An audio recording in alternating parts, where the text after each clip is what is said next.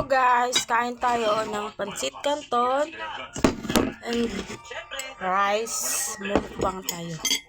Tsaka fish. Sa tingin ko si Brainy, tamang feeling nyo para isama dyan. Ay, Good luck sa inyo. Narinig niyo yun? ito yung sabi. Ayan, fish. Ito lang kanin natin kasi magdadayet tayo. Kailangan lang natin ng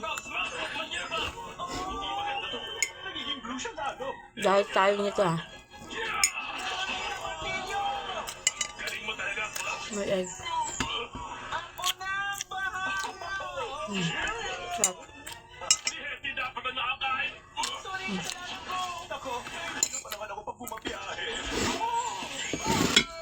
Kaya lang konti yung kanin natin kasi may pansit canton tayo.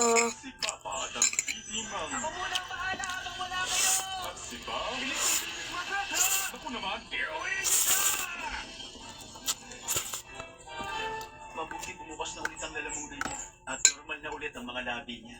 Pasensya na ulit dun sa nangyari ha. Kung meron pa kaming... hello? Nakakahinga na daw si Johnny at ganun din ako. Ano kung dalawang lawyer ang parents niya? Wala ka na maka-overreact. Hindi sila nag-overreact. Mamatay na siya. Dinala mo yung crown? Ikunin mo nga yan. Alam mo ba, gusto mo ito noon. Hindi kaya. Oo, gusto mo, lagi mo nga suot eh. Ito yan, kahit kailan hindi ko sinulat yan. Kanin. Tingnan mo. Nakikita mo ba kung anong ginagawa niya? Wala. Oo, nagbabani. Technically, nagduduraan sila. Ikaw naman, dapat malaman ni Drew na hindi lang tayo ang pamilya niya at wala namang masama kung maglaro sila ng lola niya. Ganyan ka. Oo, tama. Maganda nga siyang role model. Ikaw talaga, Carlos. Hindi ang lahat. Susulpot siya at magulpi niya lahat. Doon naman siya magaling.